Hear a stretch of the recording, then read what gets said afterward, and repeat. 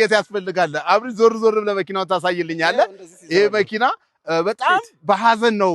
ኢብሮ ሲያዩ ነበር ወይኔ መኪናዬ እቺ መኪና በነገራችን ላይ ከተማ ውስጥ ዞር ዞር ብትሉ በጣም አሉ ከሚባሉ መኪኖች መካከል ነው ራቫፎር ይባላል ክቡራትና ክቡራን ራሳ በዚህ መኪና በጣም ብዙ ቦታዎች ሄደናል በዚህ አጋጣሚ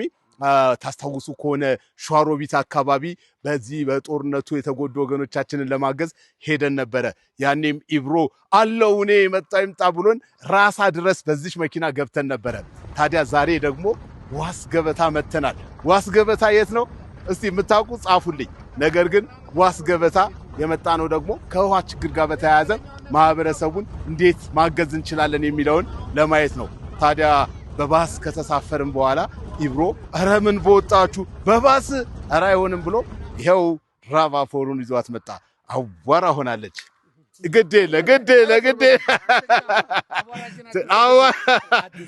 ምንድነው አንድ አባባል አለ በነገራችን ላይ ቆሻሻ እጅና ንጹህ አእምሮ ነው የሚያስፈልገው ለሰው ልጅ ይባላልና የእጅ መቆሸሽ የመኪና መቆሸሽ ምንም ችግር የለውም የመጣ ነው በጣም ለበጎ ነገር ነው ይሄ በጎ ነገር ደግሞ ከወዳጆቻችን ጋር ይሳካል ብለን እናስባለን ይመቻችሁ